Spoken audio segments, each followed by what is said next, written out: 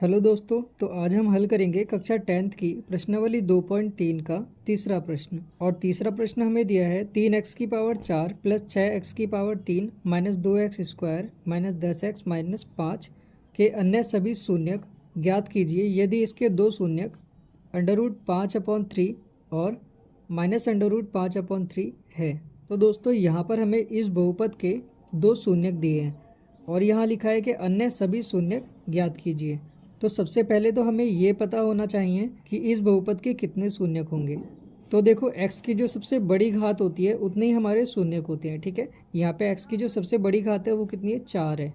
इसका मतलब इस बहुपद के 4 शून्यक होंगे। ठीक है, जिसमें से दो शून्यक हमें यहाँ पर दिए हुए हैं और बाकी के जो दो शून्यक हैं वो हमें निकालने हैं। ठीक है, तो बाकी के दो शून्यक हम यहाँ पर मान लेते हैं। तो माना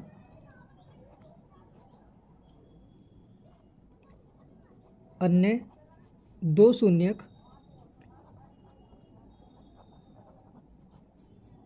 अल्फा और बीटा हैं।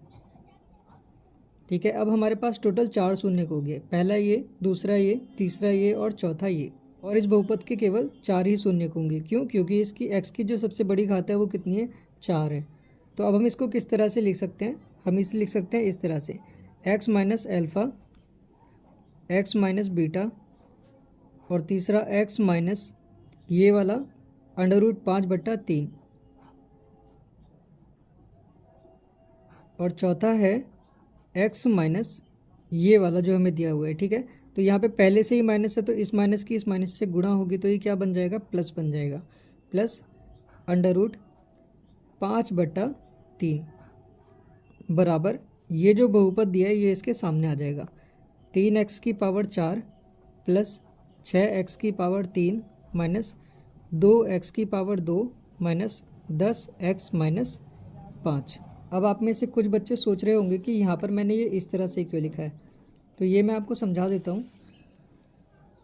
आपने इस तरह की बहुपद समीकरण सॉल्व की होगी, ये द्विघात समीकरण। यहाँ x की जो सबसे बड़ी घात है वो 2 है, इसका मतलब इसके जो शून्यकों की संख्या होगी वो 2 होगी। तो यहाँ पे 2 ही आई हैं, एक आया है x बराबर 1 और दूसरा आया है x बराबर 2। ठीक है, शून्यक कब निकलते हैं, जब हम उस बहुपद के बराबर में 0 कर देते हैं और इनको यहाँ पर हम सॉल्व करना शुरू कर देते हैं। तो यहाँ पर देखो इस तरह से हमारे पास वैल्यूज़ आती हैं, x माइनस 1, x माइनस 2 और बाद में हम क्या करते हैं, इनको सिंगल सिंगल यहाँ 0 के बराबर लिखते हैं और इसका आंसर आ जाता है। जैसे यहाँ x माइनस 2 को हमने अलग से 0 के बराबर लिखा और यहाँ पे x का मान 2 आ गया। ठीक है, जिस तरह से यहाँ पर ये 2 शून्यक लिखे हुए हैं इसी तरह से यहाँ पर ये 4 शून्यक लिखे हुए हैं। और ये जो 2 शून्यक हैं ये इसको ही सॉल्व करने के बाद यहाँ पे आए हैं। इसका मतलब वापस से अगर हम इनकी गुणा करके इसे सॉल्व करेंगे तो हमें वापस से ये मिल जाएगा। ठीक है, इसका मतलब इसको हम इसके बराबर लिख सकते हैं। इसी तरह से ये हमने इसके 4 शून्यक मान लिए और जब हम इनकी आपस में गुणा करेंगे तो गुणा करने के बाद ये किसके बराबर आएगा, जिससे ये बना होगा। ये किससे बना है, इससे बना है, इसलिए हमने इसको इसके बराबर लिख दिया। ठीक है, अब हम इसे थोड़ा और सॉल्व करते हैं। x माइनस अल्फ़ा और x माइनस बीटा। ठीक है, और यहाँ पर हम क्या करेंगे, यहाँ पर एक सूत्र लगा देंगे।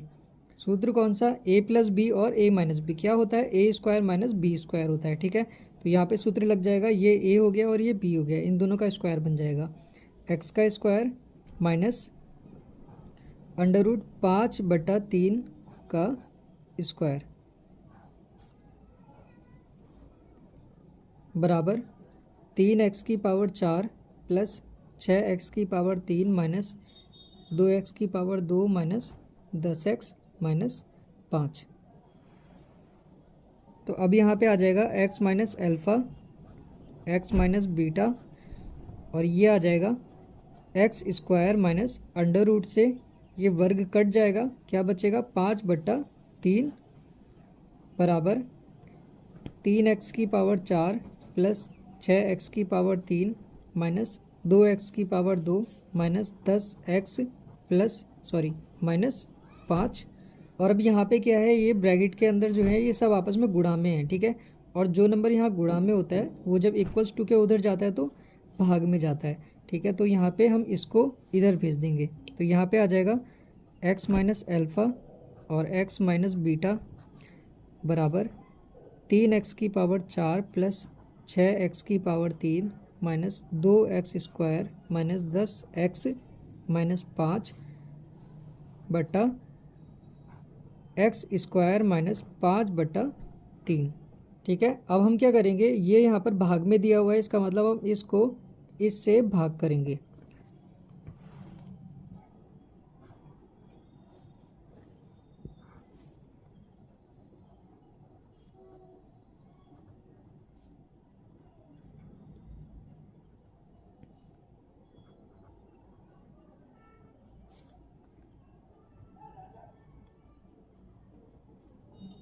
तो अब यहाँ पे हम भाग करेंगे इसको। तो भाग करने के लिए हम क्या करेंगे, ये जो बहुपद दिया है इसका ये पहला पद और ये जो बहुपद दिया है इसका पहला पद, इसको हम यहाँ पे लिख लेते हैं 3x की पावर 4 बट्टा x की पावर 2। अब इसको हम सॉल्व करते हैं। 3 गुणा x की पावर 4 का मतलब है x की गुणा 4 बार हो रही है, और यहाँ x की पावर 2 मतलब x की गुणा 2 बार। तो यहाँ 2x से ये 2x कट जाएंगे, क्या बचेगा 3x की पावर 2। तो ये जो 3x की पावर 2 आया है इसको हम यहाँ लिख देते हैं। और अब 3x की पावर 2 की गुणा इससे करते हैं और जो गुणा करके आएगा उसको हम यहाँ लिखेंगे। तो यहाँ पे गुणा करते हैं 3x की पावर 2, इसकी गुणा हम x² से भी करेंगे और माइनस 5/3 से भी करेंगे। तो जब गुणा करते हैं तो इनकी घातें आपस में प्लस हो जाती हैं। ठीक है, तो यहाँ 2 और यहाँ 2 कितनी हो जाएगी 4, तो x की घात 4 और 3 की गुणा होगी तो 3x की घात 4 हो जाएगा, माइनस फिर 3x² की गुणा 5/3 से करेंगे। तो यहाँ पे लिख लेते हैं 3x² गुणा 5/3, तो 3 से 3 कट जाएगा, सिर्फ बचा 5x²। ठीक है, तो ये आ जाएगा 3x की घात 4 माइनस 5x²। अब इसको हम यहाँ पे लिख लेते हैं। और यहाँ पर आपको ध्यान देना होता है कि x की जो घात होती है वही घात उसके नीचे आती है। जैसे यहाँ 4 है तो यहाँ 4 घात वाला ही आएगा। ठीक है, तो यहाँ पे आ जाएगा 3x की घात 4, तो यहाँ हम लिख देते हैं 3x की घात 4 और यहाँ दिया है 5x² माइनस का, तो x² का है यहाँ, तो इसके नीचे आएगा माइनस 5x²। तो अब यहाँ पे करते हैं हम माइनस। ठीक है, माइनस करते हैं तो नीचे वाली संख्या जो होती है इनके साइन चेंज हो जाते हैं। ये यहाँ पर कुछ नहीं दिया मतलब प्लस में है तो ये माइनस हो गया, ये माइनस दिया है तो ये नीचे वाला अब प्लस हो गया। अब ये दोनों सेम है, ठीक है, ये आपस में कट जाएंगे। और यहाँ दिया है -2 और +5। ठीक है, -2 और +5, तो प्लस माइनस क्या होता है माइनस, मतलब 5 में से 2 को माइनस करेंगे तो 3 आएगा। और साइन हमेशा वही आता है जो संख्या बड़ी होती है। तो बड़ी संख्या कौन सी है 5, 5 के आगे क्या है प्लस, तो यहाँ पे प्लस का 3 आएगा। ठीक है, तो यहाँ पे आ जाएगा +3x² और इसको हम ऐसे लिख देते हैं 6x की पावर 3, बाकी ऐसे ही उतार देते हैं -10x -5। अब इस बहुपद का ये पहला पद लेंगे और इस बहुपद का पहला पद लेंगे। ठीक है, तो यहाँ पे लिख लेते हैं 6x की पावर 3 बटा x²। तो यहाँ पे है 6 गुणा x की पावर 3 का मतलब x की गुणा 3 बार बटा, और यहाँ x गुणा x, तो ये 2x से ये 2x कट जाएंगे, क्या बचेगा सिर्फ 6x बचेगा। अब इस 6x को हम यहाँ लिख लेते हैं। अब इस 6x की गुणा करेंगे इसमें और जो गुणा करके आएगा उसको हम यहाँ लिखेंगे। ठीक है, तो यहाँ पे 6x और x² माइनस 5/3।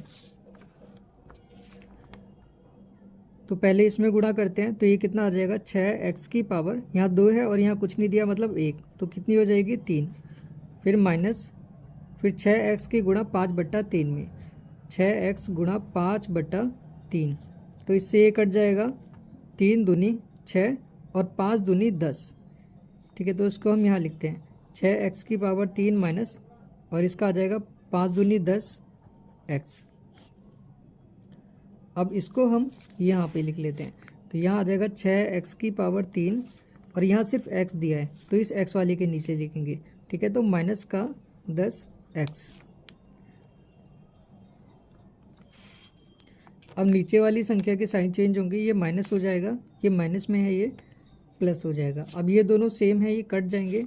अब ये दोनों भी सेम है, ये कट जाएंगे, क्या बचेगा सिर्फ 3x की पावर 2 और ये माइनस का 5। अब सेम वही करेंगे, इस बहुपद का ये पहला पद लेंगे और इस बहुपद का ये पहला पद लेंगे। इसको हम यहाँ पे लिख लेते हैं। क्या दिया है, 3x² बटा x²। अब ये x² से x² कट जाएगा, क्या बचा 3।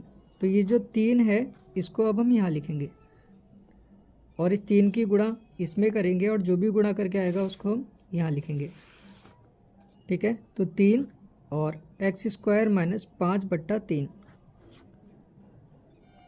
तो 3 की गुणा इसमें करेंगे तो ये आ जाएगा 3x², फिर माइनस, फिर 3 की गुणा 5 बट्टा 3 में, तो 3 गुणा 5 बट्टा 3। तो 3 से 3 कट गया, क्या बचा 3x² - 5 बचा सिर्फ। अब इसको हम यहाँ लिख देते हैं, तो 3x² - 5। अब नीचे वाली संख्या माइनस हो जाएगी और ये माइनस का ये प्लस हो जाएगा। तो ये दोनों ही सेम है, यहाँ भी 5 है, यहाँ भी 5 है, और यहाँ 3x², यहाँ भी 3x²। ये भी कट गया और ये भी कट गया, तो यहाँ पे शेषफल क्या आ गया, 0 आ गया। तो ये बहुपद इससे पूरा विभाजित हो गया और जो हमारे पास आंसर आया वो ये आया। तो अब ये जो 3x² + 6x + 3 है ये कहाँ आ जाएगा, ये इसके बराबर यहाँ सामने आ जाएगा। क्यों, क्योंकि इसको हमने इससे भाग किया तो क्या आया, ये आया। ठीक है, तो यहाँ पे हम इसको लिख देते हैं,